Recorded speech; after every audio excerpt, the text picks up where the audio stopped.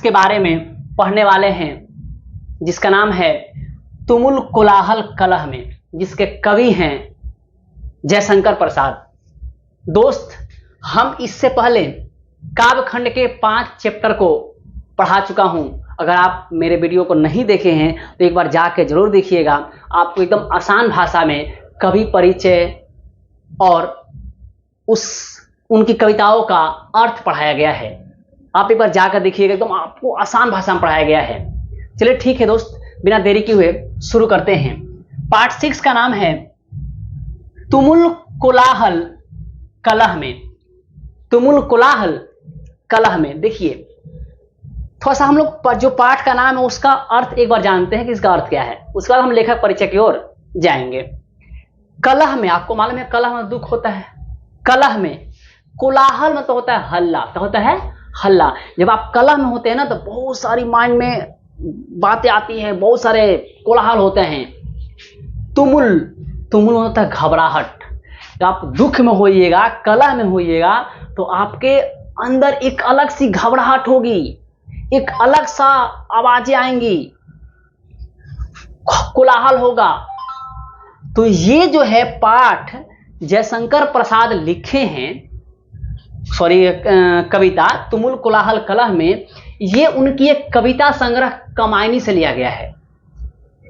कहा जाता है आधुनिक हिंदी का महाकाव्य कमायनी है। माने आधुनिक जो हिंदी कविताएं हैं उनमें सबसे महान काव्यों में गिना जाने वाला काव्य कमायनी है। उसी कमायनी का ये अंश है तुमुल कोलाहल कलह में।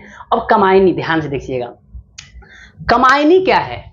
कमायनी एक कविता है जिसमें जो सांसारिक कष्ट हैं, जो पुरुष का जो सांसारिक कष्ट है, उन सांसारिक कष्टों को, उसके कलह को बताया गया, उसके कलह को कैसे शांत किया जाएगा यही बताया गया है। कमायनी जो काव्य है उसका नायिका है श्रद्धा, जो खुद कमायनी है। मतलब हमारे कहने का मतलब कि कमायनी जो उनके काव्य में जिस नायिका का जिक्र किया गया है, देखते हैं निधन 15 नवंबर 1937 ईस्वी। 15, एक सेकंड में मार्कर चेंज कर लेता हूं। चलिए, 15 नवंबर 1937, इनका निधन कब हुआ था? 15 नवंबर को हुआ था और 1937 ईस्वी में हुआ था। ठीक है, आगे देखें। जन्म स्थान, जन्म स्थान क्या होता है? वाराणसी, उत्तर प्रदेश। कहीं कहीं आप नेट पे सर्च मारिए, कहीं तो काशी लिखेगा। अरे काशी बनारस के ही पास में है, बनारस और काशी दोनों एक ही हैं। ठीक है, ऐसे आपके एनसीईआरटी बुक में वाराणसी लिखा हुआ है, इसका आंसर होगा वाराणसी। ठीक है, कहाँ? उत्तर प्रदेश। आपका बुक एग्जाम में भी वाराणसी ही आएगा। ठीक है, अगर बनारसी नहीं रहा तो क्या मारिएगा? काशी। काशी ठीक बगल में बनारसी, 3 किलोमीटर अंतर है काशी और वाराणसी के बीच। पिता देवी प्रसाद साहू, उनके पिता का नाम क्या था? देवी प्रसाद साहू। पितामह, पितामह का मतलब पिता के पिताजी, मतलब दादाजी। उनके पितामह कौन थे? माने दादाजी कौन थे? शिवरत्न साहू। उनके दादाजी का नाम था शिवरत्न साहू। ठीक है, कुछ भी का सुरती बनाने के कारण सुघनी साहू, मतलब वो सुरती बनाते थे। सुरती मतलब तंबाकू माने खैनी। ठीक है, सुरती का मतलब क्या होता है? खैनी। जब वो खैनी बनाकर बेचते थे, इस कारण से उनका नाम क्या था? सुधनी साहू। एक बात बताएं, सच बताएं, हम ये साहू है ना, साहू माने साहू जी, जितना साहू जी है लोग ना उनसे बात कीजिएगा, वो हमेशा बात कर रहे हैं बिजनेस के बारे में। नौकरी फिर ना रहता है, सब बिजनेस। हम लोगों को समझतिया है, सोचे बता रहे। हाँ, हम लोग समझतिया है। वो जब बात करेगा ना, वो कहता है पैसा फरला पेड़ पर, तुरे का तरीका चाहिए। वो कहता है राख बना के, राख को हम दत्तमंजन बना के बेच दे। हम जो बेच दी है, अगर आदमी तेज हो गई बटे। खैर जान दीजिए, वो अलग बात है। थोड़ा सा आते हैं। पिता नाम क्या था? देवी प्रसाद साहू। पितामह कौन थे? दादाजी कौन थे? शिवरत्न साहू। क्या थे, सुरती बनाने के कारण उनका नाम क्या पड़ गया था, सुघनी साहू। पता नहीं सुघन क्या करता पता नहीं, लेकिन सुघनी साहू। खैर जाए दो। शिक्षा आते हैं उनके शिक्षा, वे 8वीं तक पढ़े थे। कौन, जयशंकर प्रसाद 8वीं तक पढ़े थे। ठीक है, उसका संस्कृत, हिंदी, फारसी, उर्दू की शिक्षा, वो कॉलेज नहीं गए, उसके बाद आगे पढ़े ही नहीं, 8वीं के बाद तो पढ़े ही नहीं। ठीक है, वो संस्कृत, हिंदी और फारसी जो शिक्षा है उनके घर पर ही टीचर आते थे और उनसे वो पढ़ा करते थे। ठीक है, वे 8वीं तक पढ़े थे। आगे देखें, अगला है 12 वर्ष की उम्र में पिता की मृत्यु। जब वो 12 वर्ष की उम्र में थे तो उनके पिता की मृत्यु हो गई। ठीक है, उसके 2 वर्ष बाद, पिता के मृत्यु के ठीक 2 वर्ष बाद माता की भी मृत्यु हो गई। मतलब उनकी माता भी मर गई। मतलब वो 14 वर्ष की उम्र के थे तो उनकी माता की मृत्यु हो गई। ध्यान रखिएगा, क्वेश्चन आ सकता है ये वाला। बड़े भाई शंभू रतन और छोटे भाई की मृत्यु हो जाता है। उनके बड़े भाई का नाम क्या था, शंभू रतन। उनका बड़ा भाई मर जाता है और उनसे छोटा भाई मर जाता है। एक बात बताइए, 12 वर्ष की उम्र में पिता का मर जाना, 14 वर्ष की उम्र में माँ का मर जाना, बड़े भाई का मर जाना, फिर छोटे भाई का मर जाना, उसके जीवन में बचा ही क्या होगा? एक ही बात तो बचा होगा, कलह। यही ना बचा होगा, दुख, अकेलापन। और जब अकेलापन होता है तो व्यक्ति क्या करता है, उसके मन में बहुत सारी कोलाहलें होती है, घबराहट होती है, कलह होती है। और उसके बाद ये बनते हैं लेखक। ठुकरा के मेरा प्यार मेरा इंतकाम देखेगी नहीं, मतलब ये जो है इसके बाद लेखक बनते हैं। और लेखक बन करके ये सिर्फ और सिर्फ उन कविताओं और उपन्यासों को लिखते हैं जिसमें सिर्फ दुख ही दुख भरा हुआ है। देखिए ना, उनकी कविता है झरना, कमायनी, आंसू, लहर, ये सारे उनके जीवन में ही हैं। ठीक है, चलिए अब आगे देखते हैं, रचना देखते हैं। रचना कौन कौन सा है? कलाधर उपनाम से ब्रज भाषा में सवैये की रचना। पूछेंगे कि सवैये छंद की रचना वो किस नाम से करते हैं, तो कलाधर उपनाम से करते हैं। सवैये छंद की रचना किस उपनाम से करते हैं? कलाधर उपनाम से करते हैं। पूछेगा किस भाषा में करते हैं? ब्रज भाषा में। ठीक है, आगे उनके भांजे अंबिका प्रसाद ने, उनका जो भांजा था, बहन का लड़का, अंबिका प्रसाद ने इंदु का प्रकाशन, इंदु का प्रकाशन 1909 ईस्वी में किया। उनकी एक रचना थी जिसका प्रकाशन, छपाई उनके भांजे थे अंबिका प्रसाद। हाँ, वो उनके जो इंदु नाम का रचना था उसका प्रकाशन कब किया? 1909 ईस्वी में। कब किया? 1909 ईस्वी में। आगे देखते हैं नेक्स्ट क्वेश्चन, नेक्स्ट आते हैं। चित्राधार प्रथम संग्रह, ध्यान दीजिएगा, ये चित्राधार प्रथम संग्रह जिसमें कविता, कहानी, नाटक आदि को संकलित किया गया। चित्राधार एक ऐसा संकलन था जिसमें कविता, कहानी, नाटक आदि, उपन्यास, इन तमाम चीजों को मिला करके एक संग्रह लिखा गया था जिसका नाम था चित्राधार। वास्तव में क्या होता है? काव्य संग्रह होता है, कहानी संग्रह होता है। इसमें काव्य संग्रह मतलब खाली कविता ही रहेगी, कहानी संग्रह सिर्फ कहानी ही रहेगी। लेकिन चित्राधार जो है प्रथम संग्रह था जिसमें कविता, कहानी, नाटक, उपन्यास तमाम चीजों को साथ में एक साथ संग्रहित किया गया था। तो आपको ध्यान रहेगा, इंदु किसने प्रकाशित किया? उनके भांजा अंबिका प्रसाद ने। और चित्रधार क्या थे? प्रथम काव्य संग्रह जिसमें कहानी, नाटक, कविता सबको संग्रहित किया गया था। और कलाधर के उपनाम से ब्रज भाषा में सवैये छंद में लिखा गया था कलाधर को। ठीक है, आगे बढ़े, आगे देखते हैं। काव्य संकलन, उनका काव्य संग्रह कौन कौन सा? झरना, ये आया हुआ एग्जाम में, झरना एग्जाम आया हुआ। आप 3 देखिए, आप कोई चीज जयशंकर प्रसाद के बारे में याद रखिए ना रखिए, कुछ चीज याद रखिए। आंसू, लहर, कमायनी, झरना, ध्रुव स्वामी, स्वामिनी है ध्रुव स्वामिनी, कंकाल। इन 6 रचनाओं को आप याद रखिएगा। हम कह रहे हैं इसी से क्वेश्चन आता है और ये आपको भविष्य में काम देगा। यही नहीं कि सिर्फ इतना ही तक काम है, फ्यूचर के लिए इनकी जो रचनाएं हैं ना, आप आगे जितनी भी कॉम्पिटेटिव लेवल में जाइएगा वहां भी आपको ये काम आएगा। कौन कौन? झरना, आंसू, लहर, कमायनी, ध्रुव स्वामिनी, कंकाल। खैर हम लोग आगे देखते हैं। इसमें काव्य संकलन, उनका जो कविता का संकलन कौन कौन है? झरना, झरना काव्य संकलन है। कब लिखा गया? 1918 में। आंसू काव्य संकलन है। कब लिखा गया? 1925 में। लहर कब लिखा गया? 1933 में। ये सब काव्य संग्रह है, इनमें बहुत सारी कविताएं अंदर है।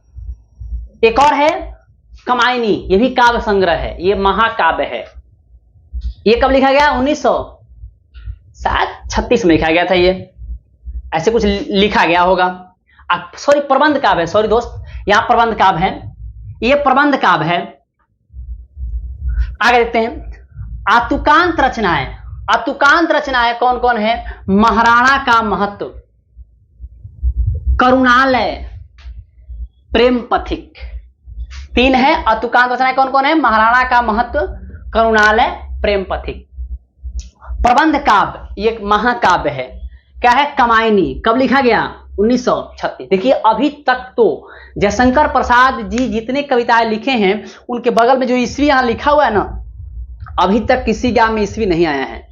लेकिन मेरा मानिए, आप कम से कम इसका ईस्वी ध्यान रखिएगा। कमायनी कब लिखा गया? 1936, 1936 ईस्वी में। आप इसका ईस्वी जरूर ध्यान रखिएगा। हो सकता है फ्यूचर में इससे क्वेश्चन आएगा, हो सकता है आपके एग्जाम में आ जाए, भगवान ना करे। ठीक है, आगे तो नाटक। उनके नाटक कौन कौन थे? कल्याणी परिचय कब लिखा गया? 1912। प्रायश्चित 1914, राजश्री 1915, विशाख 1929, कामना 1927, जयमेजय का नागयज्ञ 1926, स्कंदगुप्त 1926। स्कंदगुप्त 1926 थोड़ा चेक कर लेते दोस्त। स्कंदगुप्त 1926 चेक कर लेते हम। ठीक है, स्कंदगुप्त 1926। एक घूंट 1928, एक घूंट मुझको पिला दे शराबी, फिर देख होता है क्या। खैर, चंद्रगुप्त 1931, ध्रुव स्वामिनी, ये भी आई ध्रुव स्वामिनी 1933 ईस्वी में लिखा गया ध्रुव स्वामिनी। इसको बहुत ध्यान रखिएगा। नाटक में सबसे इंपॉर्टेंट कोई है तो वह ध्रुव स्वामिनी। ठीक है, चलिए कथा संग्रह, उनके कथाओं का संग्रह। देखिए ये विख्यात क्यों है, आप एक बार देखिए तो सही। मात्र 47 वर्ष तक वो जीवित रहे थे। वो भी कोई ज्यादा दिन जीवित नहीं रहे थे। उनके माँ मर गए, पिता मर गए, बड़े भाई मर गए, छोटे भाई मर गए। वो खुद 47 वर्ष की उम्र में ही मर गए। लेकिन इनकी कविताओं को देखिए सर, एक बार कविताओं को देखिए, वो क्या नहीं लिखे हैं। कविता लिखे हैं, प्रबंध काव्य लिखे हैं, नाटक लिखे हैं, कथा लिखे हैं, उपन्यास लिखे हैं, सब कुछ लिख चुके हैं। वो ऐसी वो छायावादी कवि नहीं है, ऐसी वो इतना प्रसिद्ध नहीं है। खैर देखते हैं कथा संग्रह। उनका कथा संग्रह कौन कौन सा? छाया 1912, प्रतिध्वनि 1931, इंद्रजाल 1936। उपन्यास तीनों के तीनों इंपॉर्टेंट है। उपन्यास तीनों के तीनों इंपॉर्टेंट है। पहला कंकाल, बोला ना कंकाल इंपॉर्टेंट है। कंकाल, तितली, इरावती। देखिए कंकाल आ चुका है एग्जाम में, तितली आ चुका है एग्जाम में, भगवान ना करे कि इरावती आए। इरावती आ सकता है, ध्यान रखिएगा। कंकाल भी आ चुका है, तितली भी आ चुका है, इरावती अभी अपूर्ण कथा है, अपूर्ण उपन्यास है, पूरा नहीं हुआ, पूरा ये नहीं हुआ। इसका प्रकाशन 1940 में हुआ था, ये आधा ही लिखा गया अभी तक। कौन? इरावती। तो ये ध्यान रखिएगा, कंकाल, तितली और इरावती उनके 3 उपन्यास हैं, जिसमें इरावती अभी पूर्ण नहीं हुआ। पूछेगा कि जयशंकर प्रसाद की कौन सा उपन्यास अपूर्ण है? इरावती, कंकाल, तितली। ठीक है, आगे देखते हैं। देखिए एक बार मैं थोड़ा सा अपने अनुभव से बताता हूं आपको कैसे याद करना है, कौन को याद करना है। आपको तो मैं खुद बोला हूं, कमाने याद रहेगा आपको। आंसू, झरना, लहर, तीनों लेके लेखा नहीं कौन। झरना, लहर, पानी का लहर, झरना पानी गिरता है। आंसू से क्या गिरला, पानी गिरला नू, तो झरना, आंसू, लहर, कमायनी, ठीक है। कंकाल, ध्रुव स्वामिनी, एक तितली। तितली क्या है, उपन्यास है। तितली क्या है, उपन्यास है। पूछा एग्जाम में ऐसे पूछा है कि निम्न में से कौन सा उपन्यास है, ऑप्शन था कंकाल, ऑप्शन सी था कंकाल। पूछेगा कि ध्रुव स्वामिनी क्या है, नाटक है। ऐसे पूछे, ये पूछा है क्या, मैं आप एक बार क्वेश्चन बैंक उठाइएगा, देखिएगा। पूछा है कि जयशंकर प्रसाद के का नाटक, निम्न में नाटक कौन है, ऑप्शन डी पे था ध्रुव स्वामिनी। अब अगर चेक कीजिएगा तो इसे पूछ सकता है कि ये क्या है, प्रबंध काव्य क्या है, तो कमायनी है। हाँ, ऐसा आपसे क्वेश्चन पूछेगा इसमें, आप इसको जरूर याद कीजिएगा। मैं पूरा तो नहीं बोल सकता, लेकिन कौन कौन, ये तो पूरा याद रहेगा आपको। ये कमायनी याद रखिएगा एकदम बढ़िया से। फिर ध्रुव स्वामिनी याद रखिएगा, चंद्रगुप्त याद रखिएगा, एक स्कंदगुप्त होगा, याद रखिएगा, ठीक है। प्रतिध्वनि याद रखिएगा, इंद्रजाल याद रखिएगा, कंकाल, तितली, ठीक है। आगे बढ़े, चलिए आगे देखते हैं। आधुनिक हिंदी की सर्वश्रेष्ठ महाकाव्य कमायनी। कौन, कमायनी। कमायनी कौन लिखा है, जयशंकर प्रसाद। कब लिखे हैं, 1936 में। कोई दिक्कत ना दिक्कत, फिर से मेरे से बोलो। झरना, लहर, आंसू, कमायनी, ध्रुव स्वामिनी, कंकाल, ठीक है, कंकाल, तितली, इरावती था ना एक ना, इरावती, ये हो गया। स्कंदगुप्त, चंद्रगुप्त, इतना आपको ध्यान रखना है। एक दो और आप देख लीजिएगा, ठीक है। आगे बढ़े दोस्त। छायावादी कवियों में प्रमुख प्रसाद जी नाटककार, उपन्यासकार, कहानीकार और निबंधकार थे। देखिए एक बार तो, छायावादी कवियों में प्रमुख, यानी छायावादी कवि होते होंगे। देखिए छायावादी क्या है, छायावादी एक युग है, छायावादी एक युग है। आधुनिक युग होता है, तो आधुनिक युग में छायावादी युग है। तो छायावादी युग में 5 कवि थे, 5, इसका नाम मैं यहां मेंशन किया हूं। देखिए, जयशंकर प्रसाद, सूर्यकांत त्रिपाठी निराला, सुमित्रा नंदन पंत, महादेवी वर्मा, पंडित माखन लाल चतुर्वेदी। कौन कौन, जयशंकर प्रसाद, सूर्यकांत त्रिपाठी निराला, सुमित्रा नंदन पंत, महादेवी वर्मा, और एक थे माखन लाल चतुर्वेदी। ये ध्यान रखिएगा, ये अपने नॉलेज के लिए और एग्जाम के लिए भी पूछेगा, निम्न में से कौन छायावादी कवि है। लेकिन हाँ, उसमें ऑप्शन रहेगा जयशंकर प्रसाद, लेकिन अन्य 4 को भी आप याद रखिएगा। चलिए, छायावाद हिंदी की, देखिए छायावाद क्या है, हिंदी की आधुनिक कविता स्वच्छंदतावाद का ही एक रूप है। माने जो हिंदी की जो आधुनिक कविताएं हैं ना, उसमें जो स्वच्छंदतावाद जो कविताएं में हैं, उसी को छायावाद कहते हैं, ठीक है। चलिए आगे देखते हैं। वे आरंभ में अपनी कविताएं ब्रज भाषा में लिखें। कौन सरकार, जयशंकर प्रसाद। कौन, जयशंकर प्रसाद आरंभ में अपनी जो कविताएं लिखते थे वो लिखते थे ब्रज भाषा में, लेकिन बाद में वो हिंदी में, हिंदी के खड़ी बोली में अपनी कविताओं को लिखने लगे। जो हम लोग पढ़ेंगे कविता, वो हिंदी की खड़ी बोली में ही है। देखिए ना यहाँ पे, जब वो कलाधर उपनाम से लिखे थे कविता, वो ब्रज भाषा में ही था, सवैये छंद में था। सवैया छंद अर्थात ब्रज भाषा, ठीक है। तो जयशंकर प्रसाद अपनी कविताएं आप ब्रज भाषा में लिखे थे कब, शुरुआत में, फिर हिंदी के खड़ी बोली में, खड़ी बोली को अपना लिए। फिर कमायनी में आधुनिक मानव सभ्यता की मार्मिक समीक्षा की गई है। जो आधुनिक मानव है उसके जीवन में कैसे कैसी घबराहट है, कैसी कैसी कोलाहल है, कैसा कैसा कलह है, उनके बारे में, उन चीजों के बारे में लिखे हैं, क्योंकि इनके जिंदगी में कलह आ चुका था और कलह क्या क्या करवाता है, कैसे कैसे करवाता है, क्या क्या स्थितियां उत्पन्न करता है, उससे वो वाकिफ हो चुके थे। तो आधुनिक समय में जो मनुष्य के मानव सभ्यता की मार्मिक समीक्षा किए थे, वो जीवन की मार्मिक समीक्षा किए थे। ये क्वेश्चन पूछा है आपके एग्जाम में सर, किसमें आधुनिक मानव सभ्यता की मार्मिक समीक्षा की गई है? आधुनिक मानव सभ्यता की मार्मिक समीक्षा किसमें की गई है? ऑप्शन था कमायनी। क्या होगा? कमायनी। अगला है, कमायनी महाकाव्य की नायिका श्रद्धा है। हम बोले ना, कमायनी महाकाव्य की नायिका कौन है? श्रद्धा है, जो खुद कमायनी ही है, जो खुद कमायनी का अर्थ क्या होता है? कमायनी उनका एक कविता है। कमायनी का अर्थ होता है स्त्री। क्या होता है? स्त्री। स्त्री मतलब श्रद्धा। वो स्त्री कौन थी? श्रद्धा। उसका पति कौन था? मनु। अर्थात कमायनी और श्रद्धा एक दूसरे के पर्याय बन गए।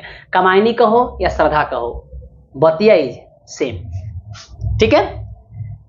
प्रस्तुत कविता कमायनी से लिया गया है। एक सेकेंड, यहां जो खुद कमायनी है, प्रस्तुत कविता कमायनी से लिया गया। जो कविता हम लोग पढ़ रहे हैं तुमुल कोलाहल कलह में, ये कविता किससे लिया गया है? कमायनी नामक महाकाव्य से, जो एक प्रबंध महाकाव्य है। आपसे पूछे क्वेश्चन कि कमायनी क्या है? एक प्रबंध काव्य है। कमायनी क्या है? एक प्रबंध काव्य है। चलिए, प्रस्तुत कविता में श्रद्धा नारी मात्र का परिचय, जो प्रस्तुत कविता जो तुमुल कोलाहल कलह है, इसमें जो श्रद्धा है ना, ये नारी मात्र का परिचय और महिमा का गान करती है। जो नारी है ना, श्रद्धा जो है, ये नारी का परिचय और नारी की महिमा का गुणगान करती है। आपको मेरा वीडियो अच्छा लग रहा है तो मेरे वीडियो को लाइक, शेयर एंड सब्सक्राइब जरूर कीजिएगा। ठीक है दोस्त, मिलते हैं नेक्स्ट वीडियो में। तब तक के लिए जय हिंद।